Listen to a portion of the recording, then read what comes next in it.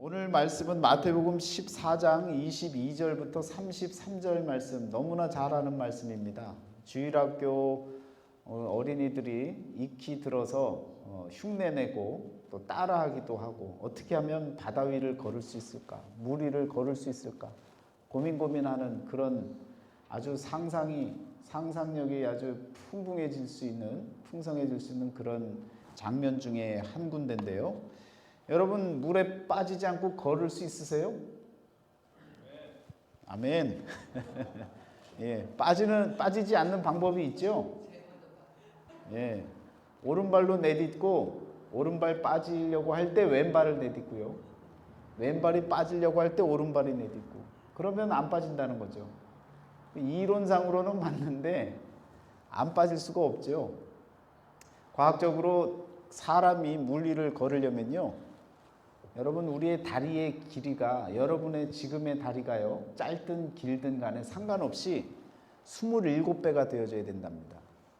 27배가 되어지면 모든 그 체중을 다 분산시켜서 물 위를 걸어갈 수가 있습니다. 가능한가요? 27배를, 여러분 다리 길이를 27배를 만들어야 된대요. 소금쟁이 같은 경우는 다리가 길잖아요. 그래서 물 위에 이렇게 서서 있을 수가 있는데, 나머지는요 안 된다는 거죠. 과학적으로 누가 다리를 27배나 길게 늘어뜨려서 그 물 위를 걸으려고 하겠습니까? 그냥 주어진 다리로 기분 좋게 살아가는 게 좋지 않겠습니까? 여러분, 오늘 말씀에 물 위를 걷는 그 베드로, 그리고 그를 맞이한 예수님, 그리고 그에게 안심하라, 나니 두려워하지 말라, 이렇게 이야기하시면서도 또 물을 걸어가던 그 베드로가 바람을 보면서 빠져 들어갈 때에 믿음이 작은 자여 왜 의심하였느냐 라고 이렇게 꾸짖는 예수님의 말씀, 이걸 모르는 사람은 없어요. 그런데 오늘 말씀을요 가만히 묵상하다 보면, 왜 이런 일을 만들었고 이런 일을 예수님께서 보여주셨을까, 저와 여러분들에게 이런 사건을 왜 드러내셨을까 라고 하는 물음으로부터 시작을 해보면 말씀이 새롭게 보여진다는 겁니다. 여러분, 오늘 22절 말씀에 보니까 예수께서 즉시 제자들을 재촉하셨습니다. 그냥 배를 타고 갈 일이 아니라 예수님께서 재촉을 하신 거예요. 제자들은 이게 무슨 일인가 하고 떠밀려서 배를 탄 겁니다. 지금 상황은요, 예수님만 알고 있는 거예요.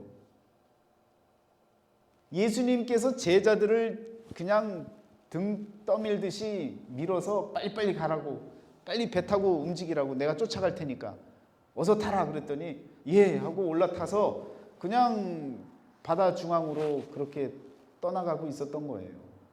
그러다가 제자들이 탔던 그 배가 바람을 만나게 되어집니다. 여러분, 세상에서 참 바람 좋은 그 이미지는 아니죠. 가장 무서운 바람이 어떤 바람입니까? 치맛바람 아닙니까? 치맛바람. 이 바람만 불면요, 학교고 뭐 가정이고 사회고 할 것 없이 치맛바람이 불면 나라 운영이 바뀌어집니다. 그런데 우리 믿는 자들에게 이 바람 중에 정말 바람이라고 하면 떠오르는 바람은 어떤 바람입니까? 성령의 바람 아닙니까? 성령의 바람이 저와 여러분들 가정 가운데 그냥 세게 몰아쳐서 하나님의 은혜로 살아가는 믿음의 가정들이 다 되시기를 축원합니다. 그런데 오늘 이 본문에 나오는 이 바람은요, 성령의 바람이 아니에요.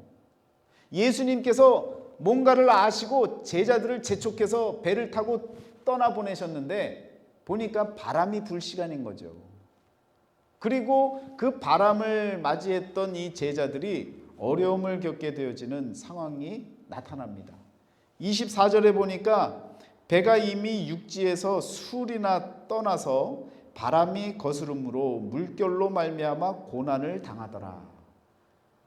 이제는 바람의 문제가 아니라 바람이요 물결을 일으키고요, 물결이 일으켜져서 그 물결이 배를 막 흔드니까 그 표현을 고난이라고 이야기를 했습니다.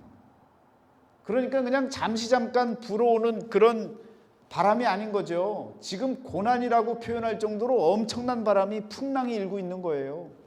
그런데 예수님께서 그곳으로 떠밀어 버렸단 말입니다. 우리 예수님은 저와 여러분들을 붙잡고 어디로 가셔야 되는 거예요? 푸른 초장으로 가셔야 되는 거예요. 꼴이 있는 곳으로 어린 양들을 이끌듯이 평화로운 곳으로 이끄셔야죠. 왜 재촉해서 배를 태워갖고 바람 부는 대로 보내셨냐고요. 오늘 본문을 꼼꼼히 살펴보면요, 우리가 알았던 그냥 기적적인 물 위를 걸었던 그 예수님, 우와 하고 넘어갔던 그 내용이 아닌 거예요.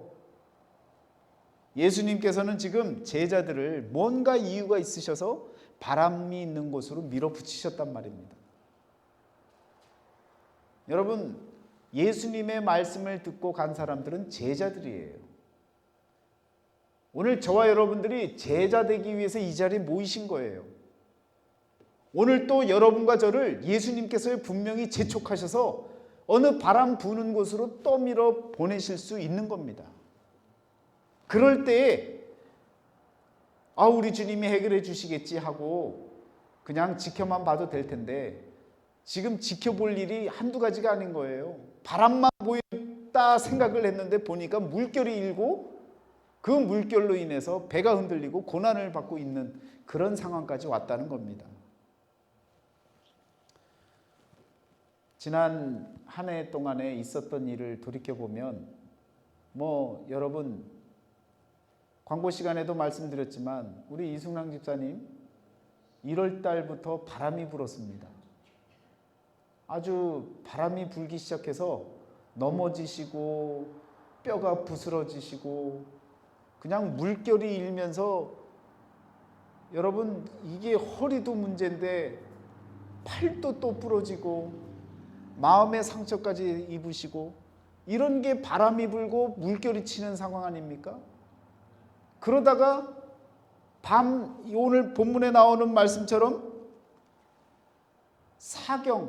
밤 사경 새벽 3시부터 6시 가장 캄캄하고 어두운 그 시기에 이런 바람이 불었지 않습니까? 우리 집사님도 수술까지 해야 된다라고 하는 아주 암담한 현실까지 찾아온 거예요.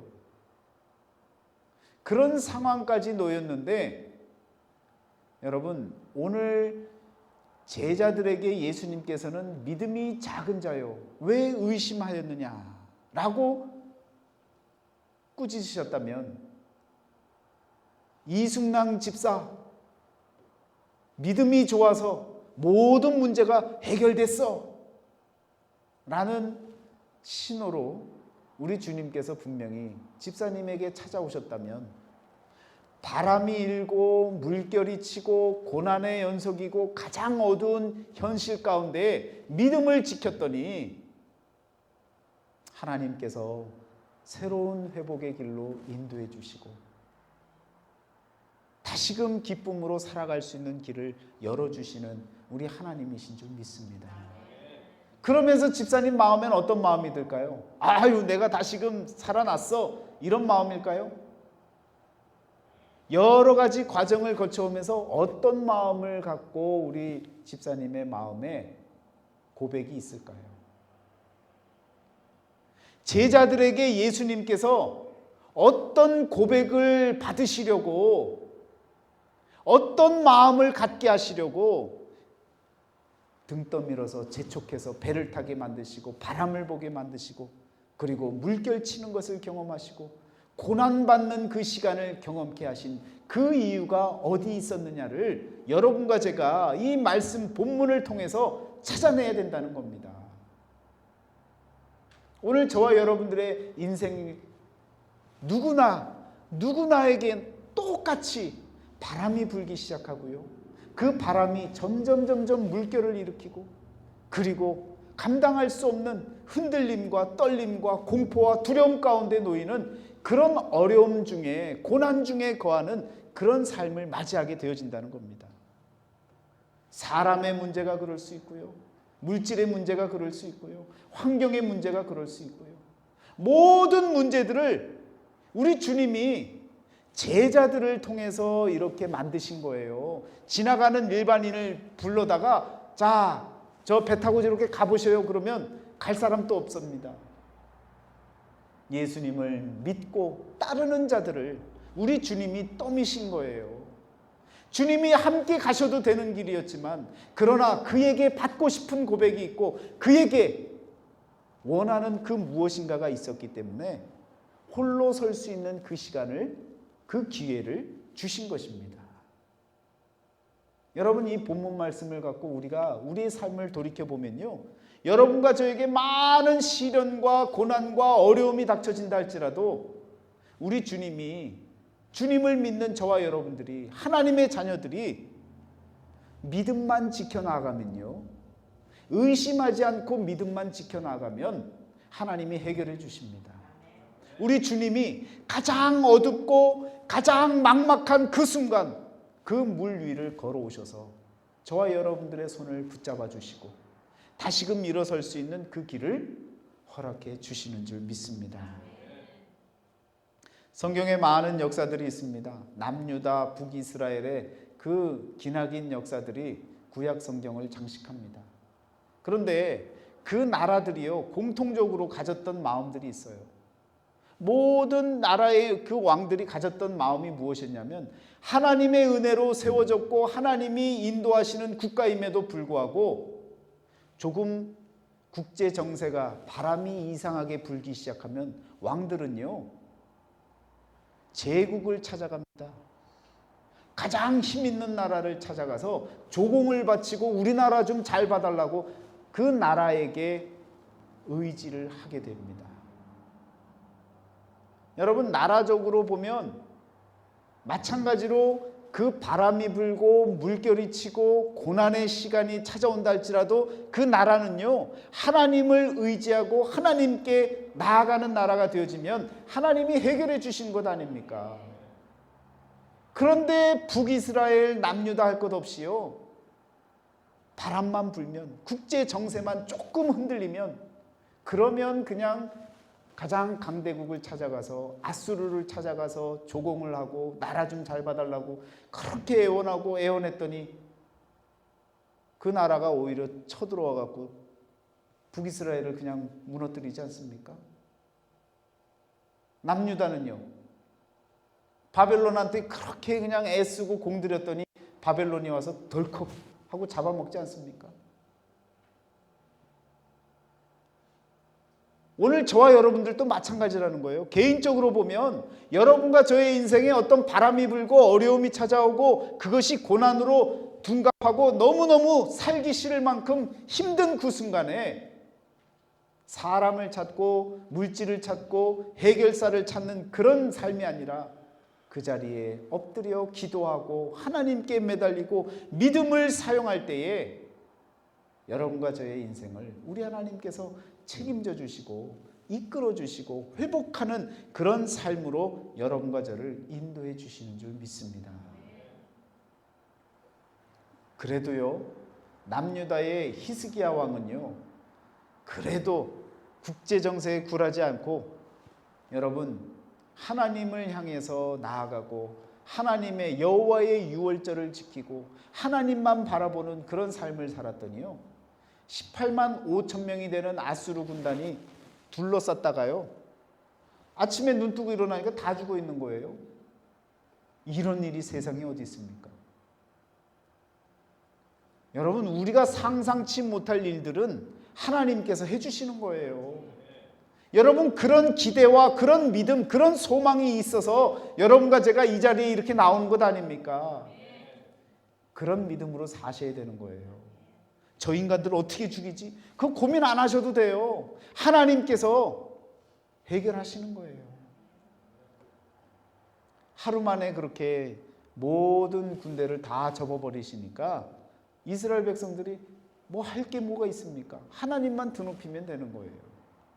여러분, 이때 그렇게 되어진 그 사건의 그 원인이 어디 있습니까? 바로 믿음이라는 거예요. 믿음을 쓸 줄 아는 자에게는요, 상상치 못할 일들이 벌어지는 것입니다. 여러분, 그런 믿음을 쓸 수 있는 자가 되시기를 축원합니다. 오늘 본문 말씀에 베드로가 그 믿음을 한번 조금 썼어요. 어떻게 씁니까? 주님, 저를 물 위로 걸어오라고 하십시오. 그러면 제가 걸어가겠습니다. 조금만 도와주세요.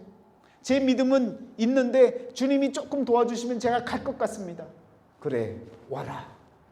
그랬더니 물 위를 걸어갑니다. 신통방통한 일이 벌어지는 거예요. 상상할 수 없는 일이 벌어지는 거예요. 여러분, 우리가 살면서 그럴 때가 있어요. 하나님께서 내 마음에 감동을 주셔서 내가 이 일을 하면 되는구나 하고 시작을 하니까 정말 놀라운 변화들이 생기는 거예요. 그래서 너무너무 감사해서 야, 이거 되겠는데? 뭔가 되겠는데? 그런데 베드로가 어떻게 합니까?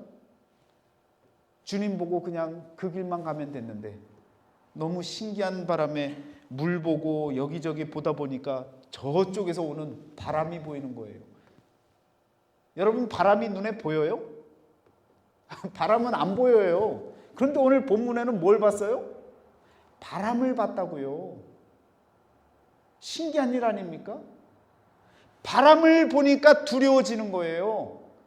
바람은 보이지도 않는 곳인데 베드로가 눈이 뜨여지니까요, 바람까지 볼 수 있는 눈이 천리안이 열리는 거죠. 그런데 그 바람을 보니까 두려운 거예요. 떠는 거예요. 여러분, 그 바람은요, 자기 마음으로부터 나온 바람일 겁니다. 어떤 바람입니까? 물 위에 올라섰던 그 자기 자신, 그런데 한 발자국 더 나가면 또 되어질 수 있을까?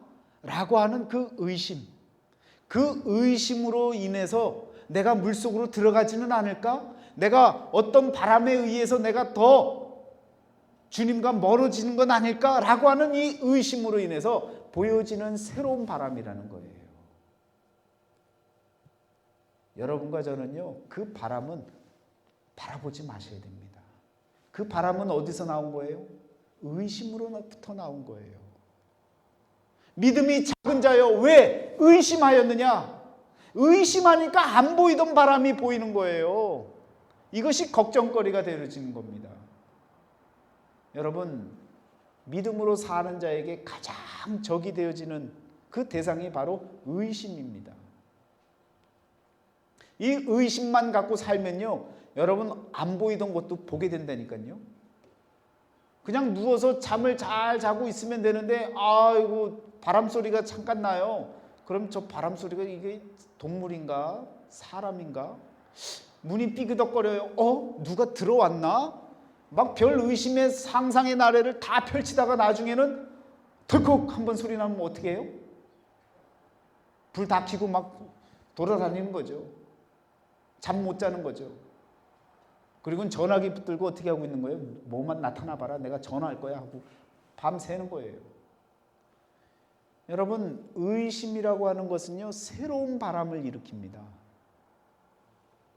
그래서 안 보이던 바람도 보게 만든다는 거예요. 말씀을 꼼꼼히 보니까요, 도대체 이해가 될 수 없는 일들이 베드로에게 일어났단 말이에요.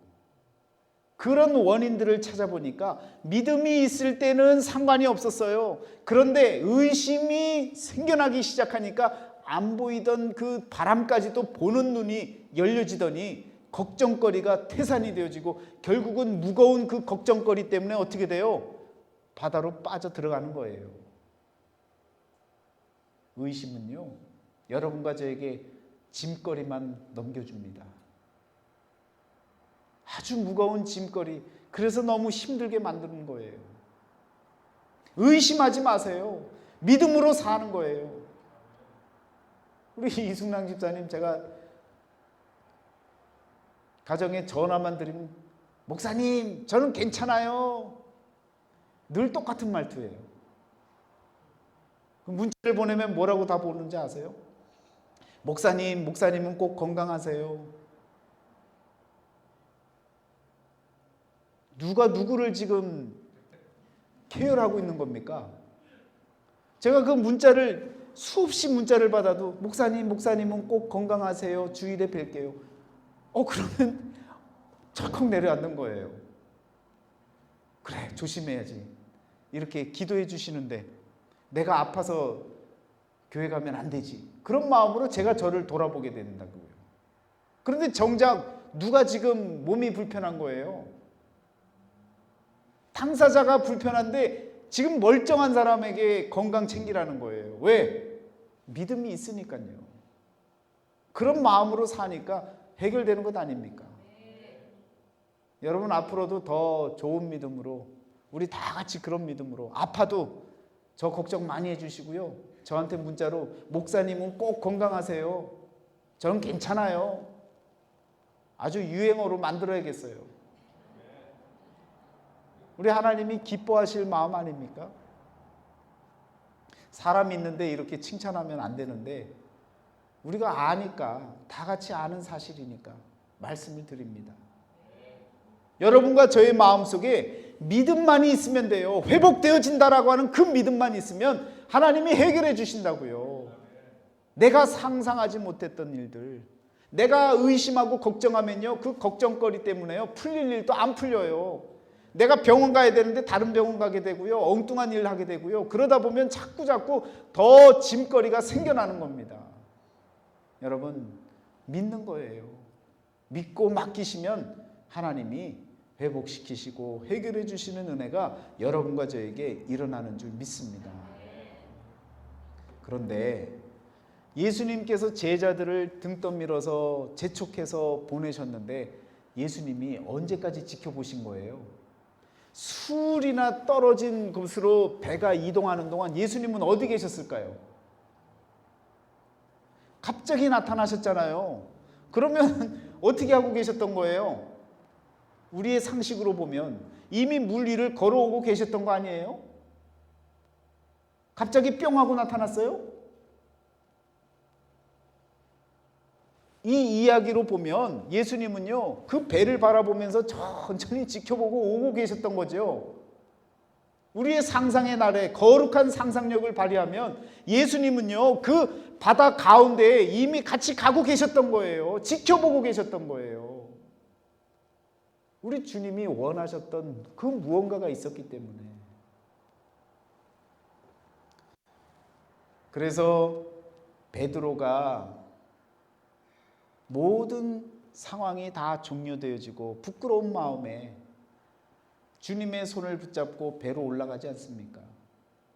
그리고 올라가서 마지막에 나오는 말씀이 뭐예요? 배에 있는 사람들이 예수께 절하며 이르되 진실로 하나님의 아들이로소이다.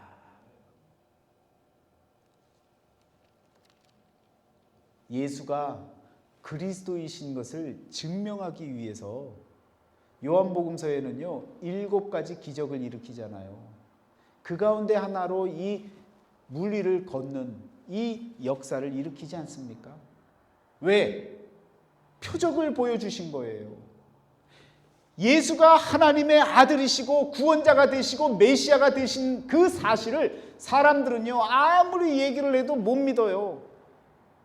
그러니까 한번 보여주신 거죠. 여러 가지 기적 가운데 물 위를 걷는 기적까지도 우리 주님이 보여주신 거예요. 믿음으로 나아갈 제자들을 향해서 무언가를 알려주시기를 원했는데 그것이 무엇이었냐면 다른 것이 아니라 신앙의 기본이 되어지는 기독교인으로서 가져야 할 첫 번째 그 마음, 첫 번째 그 신앙의 바운더리가 되어지는 여러분 첫 번째 고백, 주는 그리스도시요 살아계신 하나님의 아들이시니이다. 이 고백 아닙니까? 하나님의 아들이십니다라고 하는 이 고백을 얻어내기 원하셨던 거예요. 왜? 그 고백을 하면 요한복음 21장에 나오는 말씀처럼 31절, 32절에 뭐라고 나옵니까? 그 고백으로 인하여 생명을 얻게 하려 하시는 거예요. 예수님이 이 땅에 오셔서 저와 여러분들에게 주시려고 하는 것은 딱 한 가지예요. 돈이 아니에요. 좋은 사람이 아니에요. 내가 원하는 것이 아니에요. 생명을 주시기를 원하시는 거예요. 어떤 것을 기초로 해서요? 주가 그리스도이심을 우리의 입으로 고백하면 바로 생명을 얻는 일이기 때문에 그 바다 위에 배를 띄우시고 그 제자들을 통해서 그 고백을 얻어내기 위해서 물 위를 걸으시는 것까지 다 보여주시고, 그리고 배에 올랐을 때 거기에서 비로소 사람들이 진실로 하나님의 아들이로소이다 라는 고백을 하게 되지 않습니까? 우리 집사님을 낫게 하시고 또 좋게 회복시키시는 그 모든 과정을 통해서, 고난의 시간을 통해서 마음속에 하나님께서 원하시는 것은 다른 것이 아니에요. 주님 살아계십니다. 주님은 하나님의 아들이십니다. 예수 그리스도, 그분이 나의 생명이십니다. 내 생명을 주장해 주십니다 라고 하는 그 고백을, 의심 없이 드려지는 그 믿음의 고백을 우리 하나님께서는요 원하고 계신 것입니다. 여러분과 저에게도 이렇게 찾아오시는 우리 주님, 그리고 그 고백을 듣기를 원하시는 주님인 것을 여러분과 제가 지혜롭게 기억하시고요, 그런 상황에 맞닥뜨려졌을 때 주님이 해결해 주실 줄 믿습니다. 내 눈에 아무것도 안 보입니다. 주님만 보입니다. 바람은요 원래 보이지 않는 것이었습니다. 저는요 바람이 보이질 않아요. 예수님만 보입니다 라고 하는 그런 베드로의 변화된 고백과 같은 고백을 여러분과 제가 올려드려야 될 줄 믿습니다. 그런데 참 아쉬운 게 있어요. 하나님을 믿는 사람들을 배에다가 태우고 그리고 밀어서 바다 가운데로 보내셨는데, 우리 주님이 찾아오시는 그때가 언제였냐면 밤 사경이라는 거예요. 가장 어두운 시간에 찾아오신다는 거예요. 여러분과 제가 가장 힘들고 가장 무너지기 쉬운 그 타이밍에 우리 주님이 찾아오신다는 거예요. 이 이야기를 바꿔 얘기하면요, 내 인생의 가장 힘든 순간에, 그때 그 순간에 우리 주님이 찾아오실 수 있으니까 그때 뭘 지켜야 돼요? 믿음을 지키시는 거예요.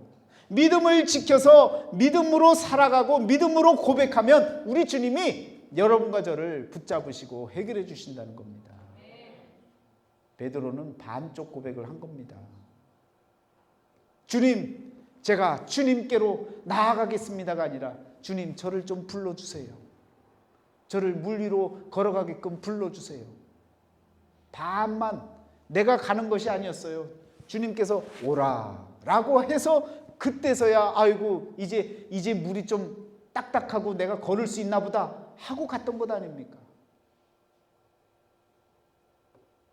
우리의 100%의 믿음을 우리 주님이 기대하고 기다리신다는 사실을 기억하시기를 바랍니다. 여러분, 그렇게 행하는 믿음을 통해서 가장 어둡고 가장 두려운 그 순간에 여러분과 저를 다시금 살리시고 다시금 높여주셔서 주님은 하나님의 아들이시입니다 라는 이 고백을 우리 마음속으로 진실된 마음으로 고백할 때에 우리에게 생명이 찾아오는 역사, 놀라운 역사가 여러분과 저에게 일어나는 줄 믿습니다. 믿음이 작은 자여 왜 의심하였느냐? 베드로의 의심으로 인해서 보여줬던 것은 걱정거리, 커다란 걱정거리, 바람이 보여지는, 이것도 하나의 역사죠. 여러분, 의심의 역사로 살아가시겠습니까? 믿음의 역사로 살아가시겠습니까? 왜 나는 안 돼? 왜 나는 자꾸 이렇게 어려워져? 하나님 계신 거 맞아? 의심을 시작하면요, 그 의심이 또 다른 의심을 낳고 점점점 더 큰 의심을 낳아서 결국은 그 모든 것이 걱정거리로 돌아옵니다. 그러면 해결되는 것도 없고요, 무너지는 거예요. 그 무거운 짐들을 여러분 주님 앞에 맡기시기를 바랍니다. 그리고 믿음으로 고백하는 거예요. 주님, 나는 못합니다만 우리 주님이 함께 하신다면 나는 할 수 있습니다. 그런 심정으로 오늘 하루의 삶을 믿음으로 살아나간다면 여러분과 저는요 승리하는 삶을 사는 줄 믿습니다. 누가복음 4장 18절 19절에 보면요 예수님께서 이 땅에 오신 분명한 이유를 우리에게 소개해 주고 있습니다. 이사야서 61장에서도 언급했던 그 말씀이에요. 눈먼 자를 보게 만들고 포로된 자를 자유하게 하고, 이것이 바로 주의 은혜의 해를 선포하시려고 하시는, 자유함, 참된 해방을 우리에게 주시려고 하시는 주님이 이 땅에 오신 분명한 이유라는 거예요.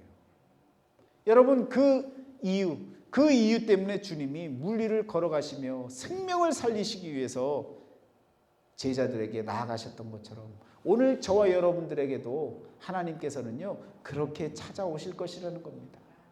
여러분, 이 성경은요 그냥 읽고 넘어가는 성경이 아니라 이 성경 말씀을 내 삶에 잘 적용을 하면요 힌트가 있는 거예요. 내가 살 길이 있는 거예요. 어떤 순간에 어떻게 살아야 할지를 우리에게 미리 보여주시는 예고편이란 말입니다.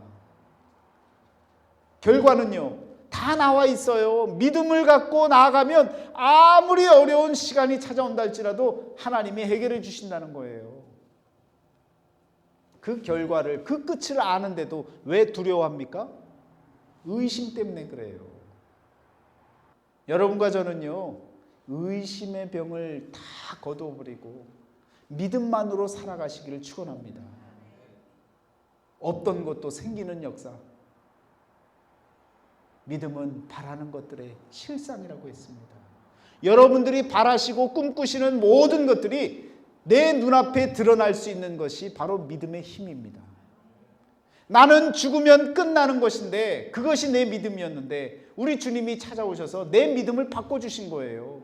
죽고 나서 이것이 끝이 아니구나, 내가 다시 사는구나, 부활의 신앙을 갖게 만들고 그 믿음대로 살았더니 내가 죽어도 다시 사는 역사가 일어나는 것이 바로 복음의 역사입니다.